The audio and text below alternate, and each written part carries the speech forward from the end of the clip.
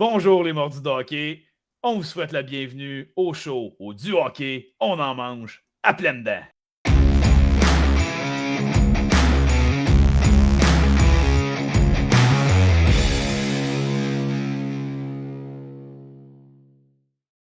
Salut les boys, comment ça va? Ça va. En fait, ça allait super bien. Juste attends que tu me fasses chier quelque chose, mais il va revenir tout à l'heure. Il ne parlera pas de ça tout de suite, je le sais. T'as fait exprès. Galé qui rit déjà. Oh ouais, ça promet pour tout à l'heure. OK, vas-y, mon ça. Non, ça va très bien, pareil, les gars. Content avec vous autres cette semaine. Excellent. Moi, je me suis habillé en rose là, parce que là, je vois la vie en rose parce que le premier match commence ce soir. J'ai bien hâte. Excitant, hein? Ouais, vendredi. Ben oui. Hein? Tellement hâte, ça commence. Au moins voir une game. Là. J'ai hâte, moi. Oui. Est-ce que été confirmé, les gars, si ça va être télévisé ou quelque part? Savez-vous ce qu'on peut trouver, ce game-là? Écoute, RDS ont dit qu'il allait diffuser tout. Tout. Donc là, je sais pas, j'ai pas confirmé. Par contre, ça va être juste sur Internet, exemple sur YouTube? Ouais, ou est-ce qu'ils vont... quelque chose de même. Là. OK. Ouais, c'est ça. On va surveiller ça de près. Peut-être faire un petit...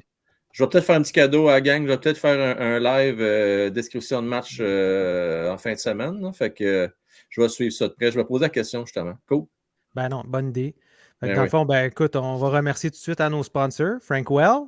Hey! Merci d'être là. C'est toi. Ça fait plaisir, les gars. Merci beaucoup. Fait que let's go. Aujourd'hui, on parle évidemment du pool des avants. Donc, pool des avants, qu'est-ce que ça veut dire? Ça veut dire qu'il y a beaucoup de stock. Si on regarde, là, je vais faire le top 10. Là. Top 10, c'est pas compliqué, c'est tous des joueurs au-dessus de 100 points cette année. T'as-tu déjà vu ça, Frank, récemment? Des top 10? Ça doit faire 30 ans que j'ai pas vu ça, je pense. C'est fou, hein? C'est fou, là. Ouais, ça fait longtemps. Vraiment. Fait que ça occure bien pour cette année aussi, j'imagine. Avant tu avais 100 points, là, puis c'était quasiment Trophy Art dans la poche. Fait que ça... Non. Faut pas oublier que la Ligue nationale a travaillé quand même très fort là, à améliorer le spectacle en augmentant le nombre de buts, dans le fond. Là. Je pense que ça a été ça leur façon de vendre le jeu un petit peu plus. Puis là, forcé d'admettre que ça a fonctionné, là, je pense. Il y a quelque chose qui se passe, les boys, puis c'est juste positif en passant, là, mais je pense qu'une des affaires qu'on ne dira jamais assez, le changement de règlement au niveau du positionnement devant le filet, les fameuses double cross-checking à la Weber. Le fait qu'on n'autorise plus ça, maintenant, ça change un peu la donne. Ça fait que tu vois justement McDavid, qui est le premier sur ta liste, puis il va être encore premier pour plusieurs années. Ben, lui, là, les autres ont l'air des enfants, puis oui, il déjoue tout le monde, il ne se fait pas toucher par personne. La vie est belle. Ils n'ont pas le droit. Ils n'ont plus le droit de toucher. Ça change la donne, là. Comparativement des années 2000, là, c'était un autre ballgame. Accrochage. Surtout avec les améliorations au niveau physique aussi. Là, je pense que les gars, c'est de plus en plus des professionnels. Puis en plus, la technologie qu'on a pour les entraînements, c'est de plus en plus poussé. Les connaissances qu'on a sur l'alimentation, c'est de mieux en mieux. Donc, il ne faut pas oublier, là, ces êtres humains-là deviennent de plus en plus des machines, là, littéralement. T'as raison. T'as raison. Puis ils sont tous grands, puis ils tournent sur un dixième. C'est ça qui est le fun, puis à voir là, aussi. Là. Ils sont tous grands, attention. Là. Moi, j'en connais des petits à Montréal. Tu en as parlé la semaine passée. Ouais, il y a quelques heures. Une coupe, c'est ça. Fait que, c'est sûr que c'est une évidence. Là, si vous êtes dans la première ronde, là, allez chercher ces gars-là. Écoute, il y a tout au-dessus de 100 points. J'en ai même mis il y en a que j'ai pas mis, qu'on va parler un peu plus tard, parce qu'ils ne sont pas encore rendus à 100 points, mais j'ai comme l'impression qu'ils ont le potentiel de le faire l'année prochaine, donc cette année, en fait. Là. Donc là, McDavid, Draisaitl, Pasternak, Kucherov, McKinnon, Robertson, on pourrait faire il y en a deux, par contre, je mettrais un bémol. Là. C'est Pasternak puis Nugent Hopkins. Nugent Hopkins, c'est les définitivement. Lui, mon gars, Hopkins, là, si on ne l'a pas vu nulle part, c'est-à-dire, c'est un gars à peu près avec quoi, 0,75 points par match habituellement, tu sais, autour de 60-65 points. Et là, cette année, l'année passée, c'est-à-dire, il a explosé. Dans le cas de Pasternak, lui, c'est parce que là, il n'y a plus les centres qu'il y avait. Des groupes d'interrogation à Boston. Je sais même pas, les gars, s'il va faire 100 points. Là, Pasternak, là, l'année passée, Pasternak, bon, c'est sûr que c'est l'avantage numérique là, qui l'a aidé pas mal avec des Bergeron dessus, mais dans les 5 contre 5, là, il n'était pas nécessairement avec Bergeron. Là, il était des fois sur le deuxième trio. Tu as raison. Mais tu sais, le Krejci n'est plus là non plus. Tu sais, tu perds 2 bons centres. Là, c'est DeBrus qui devient ton top. Là. Ça n'a pas d'allure. Là. C'est Pavel Zacha, ouais, c'est ça. C'est Pavel Zacha, numéro 1, deuxième, c'est DeBrus, c'est ça? Non, DeBrus, c'est un allié à base. DeBrus, c'est allié, il n'a pas joué au centre. OK, c'est bon. Non, c'est ça. Mais tu sais, ça risque d'être plus difficile, là, clairement, pour eux, parce que ça devient l'équipe de Pasternak au niveau offensif. Ouais, OK. Ouais. C'est lui le leader de cette offensive-là. Est-ce que tout seul, justement, ou juste avec Marchand, il va être en mesure de faire autant de points? Je suis d'accord, Frank, là, ça risque d'être pas mal plus difficile. Là. Puis Nugent Hopkins, c'est plus le joueur de deuxième ligne qui fait beaucoup de points sur le powerplay. Fait que tu sais, c'est aussi, là, si vous avez un fantasy, que les powerplays sont que les points en powerplay sont importants, là, il devient plus intéressant. Ouais, c'est vrai. Ouais, mais il n'est pas cher aussi, hein? C'est ça, là. Mais dans un autre type de pool, ça peut être quand même un 104 points qui n'est pas nécessairement certain d'être répété, là. Tu as des sure bets là-dedans avec David Draisaitl, Robertson qui va, écoute, au jeune âge qu'il a déjà avoir 109 points, c'est incroyable. C'est sérieux. Oui, quelle saison. Patterson, je pense qu'il va être capable de faire plus de points cette année. Parce qu'il joue avec un ailier de tu sais, c'est un Russe, là. Voyons, j'ai un blanc de mémoire. Kuzmenko, tu veux dire? Oui, exact. Puis je pense qu'il va avoir une coche de plus encore cette année, là. Ben, il y a une maudite belle synergie qui s'est développée avec Anthony Bouvier aussi, Beauvier, excusez, l'an passé. Fait que ça peut être assez drôle là, de voir qu'est-ce qu'une ligne comme ça peut donner à Vancouver cette année. Ça n'en prend des gars de même, puis les gens oublient ça. Tu n'es pas obligé d'avoir... Tu as 3 joueurs élites sur le même trio. Tu sais, je reviens avec Areshpa, on en a parlé, Julien, hier. Là. Oui. Ce genre de gars-là, à la Beauvillier, ou tu sais, des gars qui vont un peu plus grandir, qui vont venir supporter, appuyer, faire la job sale, que je pourrais dire. Là. Oui. Ça a sa valeur, là, ça a son pesant d'or. Fait que tu as raison. Pederson, encore jeune, tout approuvé encore, pourrait lui aussi connaître une très belle saison. Mais si on parle d'un trio balancé, là, si on y pense, juste souvenez-vous, là, je fais une image, une allégorie un peu cheap, là, parce que c'est NHL, c'est le jeu, mais comment vous créez la meilleure synergie d'un trio? C'est un playmaker, un sniper, puis un power forward ou un grinder, entre guillemets, même, on pourrait dire. Là. Ouais. C'est comme ça qu'une synergie de jeu ou de composition, de stratégie peut vraiment fonctionner. Eh là là, il est midi, ça coupe. Ah, c'est à midi juste, lui, quand il va se revenir. C'est beau. Autour de midi. Bon, ça marche. Mais tu sais, c'est pour ça que des gars comme... J'avais fini mon point pareil. Bon, c'est parfait. L'Internet te l'a dit, c'est fini, arrête de parler. Mais regarde, on va passer tout de suite au point suivant, là, les New Kids on the Block. Donc, tous les nouveaux joueurs. Ce qui est le fun avec un draft, avec un cap salarial, ben, c'est sûr que les pools, il faut que tu en aies quelques joueurs à 800 000, 1 million max. Là-dedans, on les prend-tu toutes? C'est pas mal les valeurs sûres aussi, là, ça ici qu'on a. Shane Wright, tu trouves valeur sûre, toi? Mais les valeurs plus sûres, on va dire. Okay. C'est peut-être le seul que j'aurais un doute encore, que ça va dépendre de son camp là-dedans. Pour ce qui est des autres, là, pas mal convaincus qu'ils vont commencer la saison. Il y avait aussi Luka Reichel, je pense, là, qui revenait souvent dans les noms mentionnés, qui va jouer à Chicago, lui-ci. Avec donc, Bédard. probablement que je ne sais pas s'il va jouer avec Bédard, mais bon. Ça peut être quelque chose d'intéressant à penser aussi, parce qu'il devrait avoir beaucoup de temps de glace. Là. C'est pour ça que je prends le temps de le mentionner. Mais pour toutes les autres là-dedans, écoutez, là, Logan Cooley devrait avoir beaucoup, beaucoup de temps de glace. Matthew Nyes, avec les séries qu'il y a eu l'an passé, je pense que ils n'auront pas le choix d'au moins lui donner l'opportunité de se faire valoir autant en powerplay. Puis, en tout cas, c'était vraiment impressionnant de le voir aller. Nice, là. Ouais, vas-y. Oui, ben en fait, moi, ce que je me dis, c'est que vu que ça va être, il va être protégé un peu. Matthew Nyes joue à Toronto, là, pour ceux qui ne seraient pas trop au courant. Donc, l'avantage, c'est ça, c'est que tu as un top 6 de feu. Donc, automatiquement, Nyes va jouer contre des moins bons trios. Donc, c'est là que ça peut être avantageux pour lui. Fait que je pense que son pain, son beurre, ça va rester le 5 contre 5 là, cette année. Oui, mais il devrait avoir l'opportunité d'embarquer à l'occasion, peut-être, avec justement Matthews, Marner ou quelque chose comme ça. D'après moi, s'il y a un bon début de saison, il devrait lui donner cette opportunité-là à quelques reprises au cours de la saison, moi. Oui, puis il va jouer sa deuxième vague d'avantage numérique, fort probablement. Tu as raison. Il fait penser un peu. Écoute, il peut avoir une sapristi de belle saison, lui-là. C'est juste comme tu as dit, pourquoi j'hésiterais peut-être à le prendre. Ça dépend dans quelle place, dans quel rang il se trouve. Là. Parce que si tu vas plus avec un pôle avec masse salariale, il ne coûtera pas cher, on s'entend. Exact. C'est juste qu'on s'entend, il y a beaucoup de bons... Je vais faire un peu un parallèle, ça vaut ce que ça vaut, mais tu sais, Lafrenière, il joue derrière tellement de bons joueurs à New York. Nice, c'est un peu le même combat dans le sens qu'il y a beaucoup de talent, mais il y a beaucoup de talent à Toronto, tu sais, aussi. Je ne sais pas au niveau de production. Tu sais, par exemple, à Logan Cooley, moi, si tu offres le choix entre les deux, Cooley, c'est parce qu'il va avoir beaucoup de temps de jeu. Lui, il va jouer l'avantage numérique. Oui. On va le compter en masse. Il va tout avoir, lui. Il va tout avoir. Fait que, tu sais... Fantilli aussi. Pardon? Fantilli aussi, dans le fond. Oh non, Fantilli avec, là. On ne parle pas de Bédard et les autres. C'est le même scénario. Ben non, c'est sûr. Bédard, d'après moi, devrait avoir le trophée Calder cette année. Ouais. Mais si vous permettez, pour Nice, ce qui pourrait être c'est probablement le remplaçant de Nylander, dans le fond, si jamais il part. Fait que ça pourrait être le point Lucky un peu, tu sais. Si vous voyez le truc, là. Si jamais Nylander part, parce que c'est bon, là, avec la condition salariale là-bas et tout, on s'en... En tout cas... Ouais, on va le prendre à Montréal, nous autres, Julien. Ouais, c'est ça.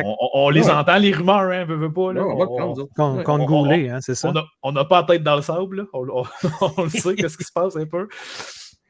Mais c'est ça. Donc, ça pourrait être le point d'interrogation intéressant pour Matthew Knight, je pense. Ouais. Ben, le seul qu'on connaît moins un peu, c'est Stankoven, Logan Stankoven, qui va être excellent. Là. C'est juste qu'il joue il joue pas dans le bon fuseau horaire qu'il joue. Là. Non, mais c'est ça, lui, à Dallas, fait que c'est pour ça que je l'ai glissé là-dedans. Il arrive quand même dans une organisation qui finale de la coupe, là, tu sais. Puis c'était quand même. Oui, ils ont perdu Max Domi, ils ont perdu beaucoup de profondeur à Dallas, mais il y avait les jeunes pour patcher cette profondeur-là, parce que justement, il y a un jeune comme Wyatt Johnston qui s'était hautement démarqué dans les playoffs, puis Logan Stankoven qui s'en vient, dans le fond. Ça devrait être lui là, qui va venir patcher un peu. Il regorge de talent Dallas au niveau jeunesse. Là. Fou. Le staff de recrutement amateur, là, chapeau, là, ça coche en maudit. Là. Juste l'année qu'ils ont. Là, c'est ça. Avec Oettinger et compagnie. Non, ils sont vraiment solides, très, très forts. Oui, eux autres, cette année-là, il y avait 3 gars. Là. Il y avait Scannon, Robertson, puis le goaler Oettinger. Méchant. Ça va être difficile, en tout cas, d'égaler ça dans les prochaines années. Écoute, sérieux, t'as quasiment, là, j'exagère à peine, t'as quasiment un Hart, un Norris, puis un Vézina dans la même année de repêchage. Quasiment, oui. C'est fou, là. Scannon, on n'en parle pas assez, là, mais c'est un défenseur complet qui est solide en tabarouette, là. Oui, vraiment. Très bon défenseur. Tellement de minutes de jeu, il fait tout ça à la glace. Mais tu sais, quand vous parlez d'une construction qui fonctionne, une reconstruction qui eux autres, là, ils n'ont jamais eu l'air d'être en reconstruction complète. Là, avec Tyler Seguin, avec Jamie Benn, puis non, ils en ont fait une reconstruction, mais avec 2 repêchages, 3 repêchages qui ont juste sélectionné des joueurs qui sont tous arrivés dans le fond. Tu sais, Julien, puis je m'excuse 30 secondes parce que je sais que je déroge un peu, puis on en a parlé hier. Non, mais regarde, là. On n'est pas obligé de tout garoche puis de chanteur. On dirait parce qu'on a tellement souffert pendant 30 ans en tant que partisan qu'on se dit OK, là, il est temps, il faut reconstruire. Là, on jette tout à terre et on se débarrasse de tout le monde. Tu n'es pas obligé de faire ça. Le meilleur exemple, tu l'as, le Dallas, c'est un maudit bon exemple. Les Browns de Boston, ils n'ont pas fait ça non plus. Ils ont gardé quand même Chara, ils ont gardé quand même Bergeron, Marchand. Tu n'es pas obligé de tout jeter à terre quand tu repars. Mais à Montréal, nous autres, là, et ceux qu'on a gardés, je m'excuse, là, c'est parce qu'on était pognés avec Carey, LTR, puis on a gardé Galley parce qu'il n'y a pas personne qui va venir chercher ça. Mais bon. C'est des mauvais contrats. Tu sais, Dallas, Boston, ils n'ont pas ça de mauvais contrats. C'est peut-être un. Là, Jamie Benn, c'est pas un super bon contrat, là, on s'entend. Mais là, ils en ont fait leur capitaine, puis en tout cas, c'est ça. C'est un bon exemple. Ils réussissent à pallier un peu avec ça, là, mais c'est ça. C'est un méchant bon point que tu amènes là. Quand arrive le moment de choisir un capitaine, il faut que tu sois sûr que tu vas le garder parce que sinon, la seule moyen après ça, bon, ils l'ont fait avec certains joueurs, mais en règle générale, tu es obligé d'échanger ton capitaine. Là. C'est rare là, qu'ils vont juste le démote, qu'ils vont le descendre puis qu'ils vont le retourner, je ne sais pas moi, assistant. On l'a vu quelques fois là, dans l'histoire, mais ça n'arrive pas souvent, là, c'est vrai ça. On essaie d'éviter ça le plus possible. On a mis un coup de pied dans le derrière Pacioretty. Pourquoi? Dans un sens, parce qu'il était capitaine. S'il n'était pas capitaine, il serait probablement encore avec l'équipe. Là, bon point. Oui, c'est sûr que ça ne l'a pas aidé au niveau du fait qu'il aurait pu rester avec l'équipe. Mais en même temps, je pose la question, les gars. il n'est pas capitaine. Il reste avec le Canadien de Montréal. Parce que Pacioretty, là, il avait un gros ego, je suis désolé. Oui.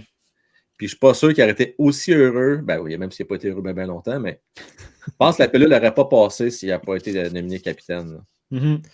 Écoute, on ne rentrera pas dans les oui-dire, mais il ne s'entendait pas bien avec Piquet Souben non plus. Piquet, je me fais Michel Therrien, il y a eu un ou deux votes. Moi, on passait à un autre sujet. Hein? Fait que là, Julien, tu nous as monté les joueurs à risque de prendre cette année, mais qui pourraient payer beaucoup. Ouais, ben dans le fond, en fait, là, j'ai fait un peu 3 catégories, là, à même le bounce back, là, si je peux dire ça comme ça. Les deux premiers, c'est des joueurs qui ont eu pour Huberdeau, une beaucoup moins bonne saison que l'année précédente. Et pour Luka Raymond, un peu moins bonne saison que l'année précédente. Dans le cas de Luka Raymond, c'est un très jeune joueur. Là, il fait partie du noyau de la reconstruction à Détroit, dans le fond. Et puis, ce qui est arrivé avec lui, je pense que c'est juste... Détroit est un peu moins fort encore l'an passé. Cette année, ils ont beaucoup de vétérans qui sont venus, sont allés chercher, dans le fond, dans la saison morte. Ce qui devrait faire en sorte que Luka Raymond va avoir un petit peu plus de soutien au niveau... Là, l'équipe adverse va devoir faire jouer des meilleurs joueurs en défensive contre les autres trios, pas juste contre son trio à lui. Ce qui va faire en sorte il joue avec Dylan Larkin aussi, là, donc il fait partie du premier trio, Luka Raymond. Puis c'était l'année sophomore là, qu'on dit, la deuxième année. Donc, troisième année, pour lui, je m'attends à un bounce back. C'est pour ça que je l'ai mis là. Pour Huberdeau, ben là, il revient d'une saison de 100 quelques points, puis il en fait juste 55. Écoutez, là, c'est impossible qu'il ait une saison aussi mauvaise encore cette année. Non. Le gros défaut d'Huberdeau, c'est qu'il coûte cher. Fait que si vous avez des salaires dans votre pool, c'est là que Luka Raymond devient beaucoup plus avantageux que lui pour ce qui est du bounce back, dans le fond. Sauf que si vous n'avez pas de salaire ou quoi que ce soit, Huberdeau, là, écoutez, c'est sûr qu'il ne sortira pas d'un premier choix dans la première ronde, puis ça peut très bien devenir un choix intéressant si vous le voyez glisser. Là. Gardez un œil là-dessus, ça peut définitivement être un gros bounce back. Ben, moi, j'aime beaucoup Lundell. Là, Anton Lundell, là, on ne pense pas à ça, mais il y a des joueurs qui sont partis de la Floride. Fait que lui, il va avoir plus de temps de jeu cette année. Là. 100%. C'est son année. Là. En tout cas, s'il y a un bon début d'année, moi, prendre 3 points, c'est facile à dépasser. Oui. Puis c'est un peu la même situation que Luka Raymond là, pour lui. Là, c'est pour faire parenthèse vite. Là. Fait que, clairement, beau risque là, à prendre pour Anton Lundell. Puis il va glisser lui ici là, dans votre rang de repêchage. Là. Fait que vous pouvez être patient. Là, clairement. Là, il y a juste Timo Meier qui va coûter cher, par exemple. Là, mais... Oui. Ben, pour les deux autres, mais même au niveau qualité-prix, Ryan Johansson, là, ça peut être un choix qui coûte cher aussi. Là, on ne se mentira pas. Sauf que là, 28 points. Il jouait avec Nashville. Très mauvaise saison. Il devient le centre qui va jouer derrière McKinnon cette année à Colorado. Il risque d'avoir un tout autre contexte pour lui. Première fois dans sa vie qu'il va être vraiment dans une équipe gagnante. Avec Joe Drouin, qui va le faire produire pas à peu près. Écoute, hein, si jamais il joue avec Joe Drouin mais c'est quand même quelque chose qui peut être surprenant, Ryan Johnson. Ça vient de faire changer d'idée à vous. Là. En parlant de Joe Drouin, t'es plus sûr, mais finalement, ça va Joe Drouin, je pense qu'il va être essayé avec McKinnon avant, puis si ça ne marche pas, je pense qu'il va jouer juste à 3, à 4. Moi, là, c'est drôle, hein? Je pense que ça, là, c'est du stuff de... Combien de fois j'ai entendu ça? Il faisait le plus beau temps dans le junior ensemble. Ça va cliquer. C'est un autre ballgame, là. C'est une autre ligue. Tant mieux, ça serait une belle histoire à la lancer compte si ça arrive, là, comme Mercure puis Mercier, on aimerait ça, puis toute la gang Lambert. Mais je ne sais pas, j'ai des doutes. Mais bon. Tu sais, Frank, on l'a vu, là, Joe Drouin, il n'est plus capable de lancer au filet. Là. Il n'y a pas un lancer comme il y avait dans le junior. Fait que, oui, il peut y avoir une synergie qui se retrouve entre les deux, puis tant mieux pour eux. Mais Joe Drouin ne fera pas 20-30 buts. Là. Il n'est plus capable de lancer au filet, il n'y a pas de shot. Fait qu'il va faire l'avantage, 10 buts, mais il va peut-être faire... Il pourrait peut-être faire 40-50 passes. Ça se peut. Ça c'est ça. Oui. C'est ça l'affaire. Il est capable de le faire. C'est parce qu'il est capable de suivre des gars de vitesse. T'sais, des gars qui ont de la vitesse 100%. Comme McKinnon, ça va ouvrir le chemin. Puis lui est capable de faire sa passe pour qu'il se parte en échappée. Et là, c'est là qu'il faut faire des points. Là, oui, c'est ça. Puis c'est ça qui va être intéressant à voir. On va peut-être juste le voir 2-3 semaines, puis il va être rétrogradé. Galchenyuk, quand il a fait un petit tour avec eux autres, là, il n'est pas resté là longtemps. Là. Ça a duré 2-3 semaines. Merci, bye. Puis au prix qui coûte, je veux dire, c'est ça. C'est la dernière chance. Tu y vas, ça fonctionne ou pas, puis on te flush après. Merci, bonsoir. Exact. Ouais, t'as des bonnes sélections. J'ai aimé les noms que tu avais là. Timo Meier, la raison que je l'ai mis là aussi, c'est pas parce qu'il avait eu une mauvaise saison en points. Là. 66 points, c'est pas si mauvais que ça, on s'entend. C'est surtout que ça n'a pas fonctionné tant que ça au New Jersey quand il est arrivé. Puis là, ils ont donné un bon contrat. Puis d'après moi, ils vont vraiment y donner toutes les chances là, qu'il se soit acclimaté, probablement avec Jack Hughes qui va jouer. Écoutez, là, Jack Hughes puis Timo Meier ensemble. Là, non, il est dans un bon environnement, il va produire. Là. Ça risque d'être, c'est quoi? C'est Mercer qui jouait avec Hughes de l'autre bord? Ça fait tout un trio, en tout cas. Là.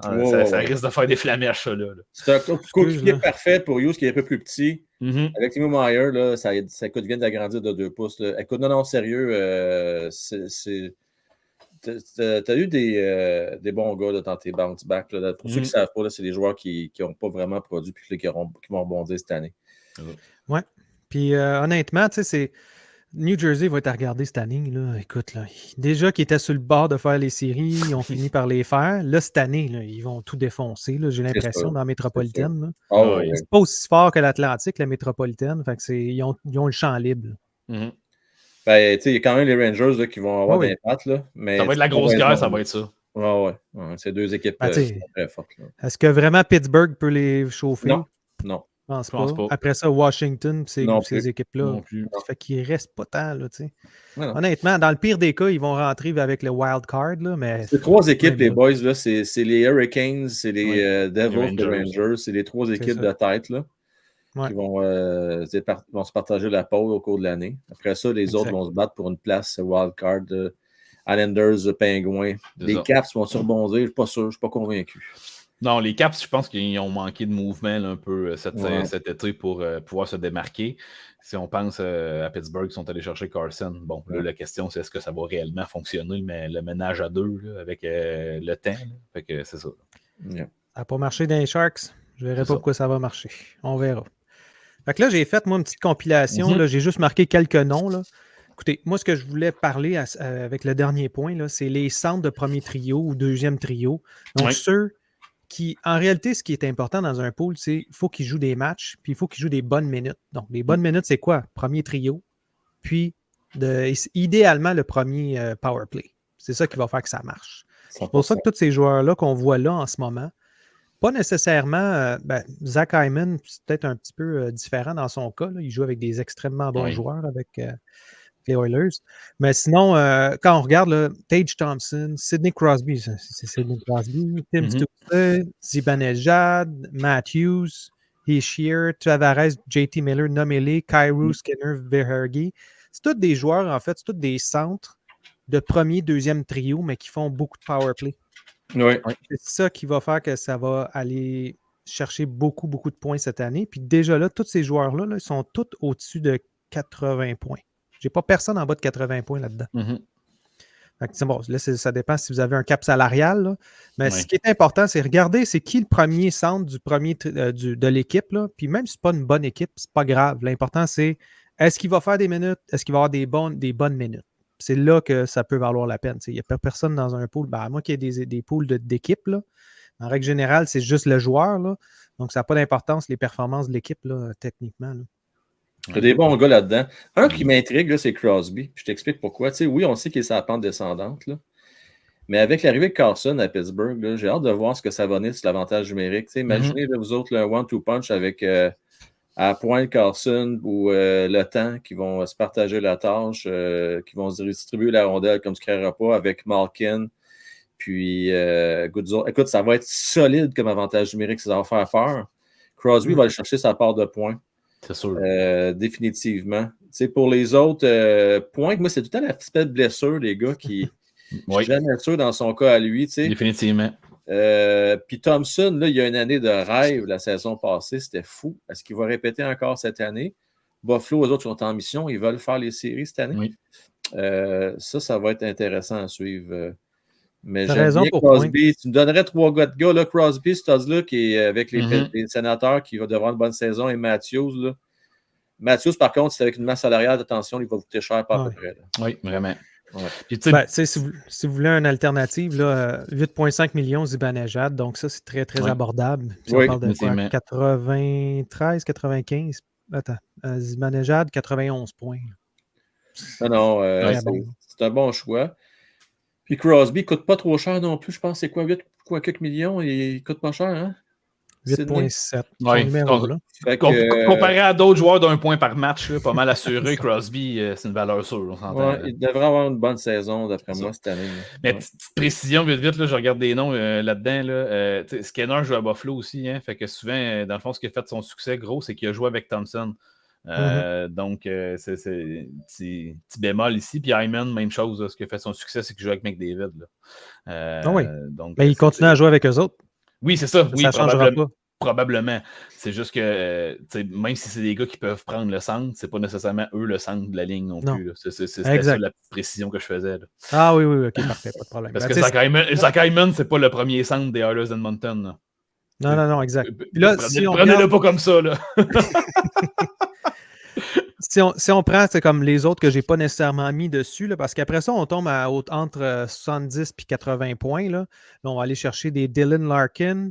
Ben là, Alexander Barkov, qui devrait rebondir cette année, techniquement. Là, il devrait faire plus que 78 points l'année passée. Vraiment, oui. On a Joe Pavelski, qui n'est toujours pas disparu de la map. Là. Il est encore là à 42, 41, 42. C'est fou, hein? C'est-tu le doyen de la Ligue, lui, au niveau des attaquants? Je crois faudrait vérifier, là, que cette année, oui. Je pense que cette année, oui.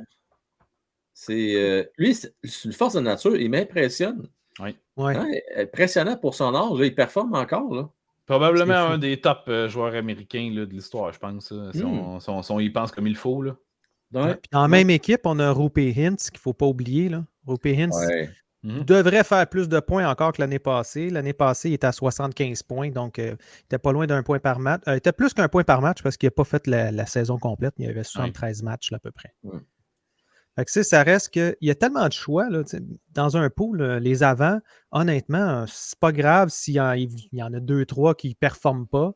L'important, c'est vraiment les épisodes précédents, là, les gardiens, les défenseurs, parce que ça peut make or break là, quand on a pas de défenseur, pas de goaler. Vous avez beau avoir McDavid, ça ne changera pas grand-chose. Oui, c'est ça. C'est parce que vous allez, des gardiens de but, vous allez en sélectionner 3 peut-être. Des défenseurs, 7, 8 peut-être. Des attaquants, vous avez une plus grosse banque, une plus grosse marge de manœuvre là, à l'erreur, je pense.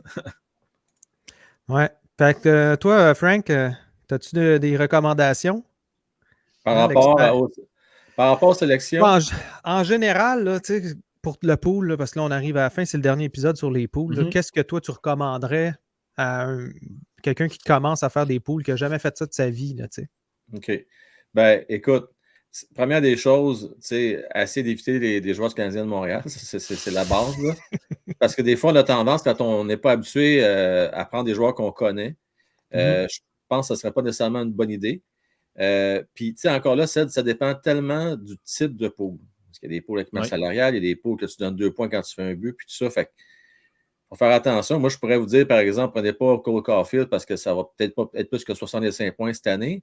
Mais le gars s'est fait 43 buts, puis ça compte 2 points pour les buts. Ben là, attention, ça peut être intéressant. Fait que, tu sais, ça dépend toujours du contexte. Puis, tout dépendant aussi, un petit conseil que je pourrais donner, ça dépend du nombre de participants au pool. Donc, plus tu as de gens qui participent, plus tu dois prendre des risques. Parce que si tu vas juste safe, tu ne vas pas sortir du lot, tu vas finir dans le milieu de peloton. Fait que c'est plate, c'est souvent quand il y a bien du monde, c'est que ça passe ou ça casse. Tu passes pour un king parce que tu t'es visé dans le 1000, ou tu passes pour un 0 parce que tu t'es planté. Des affaires aussi simples que prendre un jeune, exemple, on jase là, vite, OK? Moi, je ne vous le conseille pas. Mais mettons, on décide de prendre Shane Wright. Moi, je pense qu'il va y avoir une Ligue américaine. Mais si quelqu'un prend Shane Wright, puis finalement, il joue, puis il fait 50 points cette année, puis il vous coûte 900 000, c'est peut-être pas pire.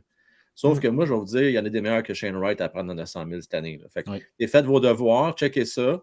C'est souvent les gars les plus intéressants dans un pool avec ma salariale, c'est d'aller chercher tout de suite les gars qui ne coûtent pas cher et qui vont donner bien des points. Fait que, écoutez, en gros, c'est ce que je pourrais résumer, mais il y a un facteur chance. Hein, les blessures, ça joue là-dedans. Là. Ben, vous remarquerez aussi que la majorité des joueurs qu'on a mis, c'est pas des joueurs qui vont jouer 50 ou 60 matchs en moyenne. La majorité du temps, on a essayé de vous donner dans les listes qu'on a là des gars qui sont en santé. T'sais, on pourrait, dans les bands-back, j'ai passé proche de parler de Mark Stone, là, mais dans les 8 dernières années, il n'a pas joué 60 games.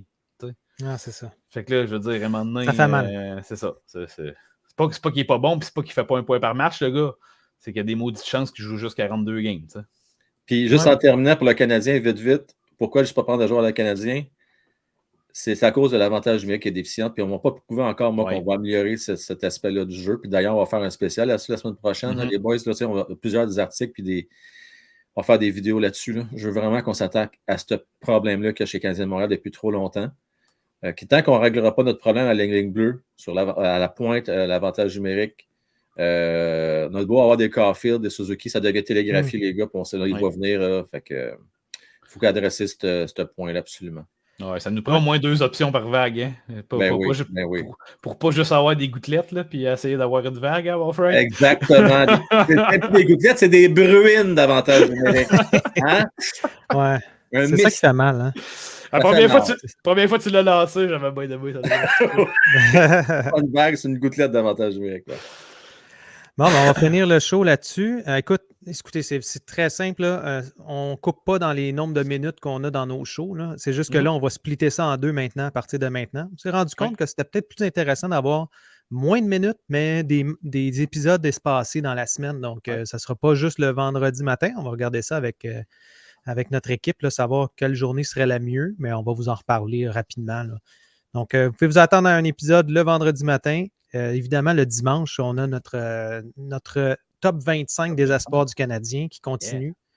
Ça va être bien le fun. J'ai bien hâte au prochain épisode. Là, on commence à monter. Là, dans les, oui, puis on commence à mieux connaître nos joueurs, pas mal aussi. Oui, exact. Faites bien de vos devoirs, les gars. Et moi, je vais juste dire au monde, là, abonnez-vous. N'oubliez pas de liker cette vidéo-là. Puis là, je vous ai dit en début de show que je pèterais ma coche. Mais c'est parce que ce ne sera pas dans cet épisode-ci, ça va être le prochain. Ça va être dans l'autre, là, ça s'en vient. Regardez l'autre, il va venir dans une couple de jours, là. Parce que là, avant juste qu'on embarque en onde, là, il m'en a envoyé une pas pire, là. All right? Ah, je m'excuse, Frank, j'aurais dû garder ça, la surprise. Merci beaucoup. Merci, Julien. Merci, Frank. Mais oui, à la prochaine. Merci, gang. Prochaine, tout le monde. Bye. Ciao.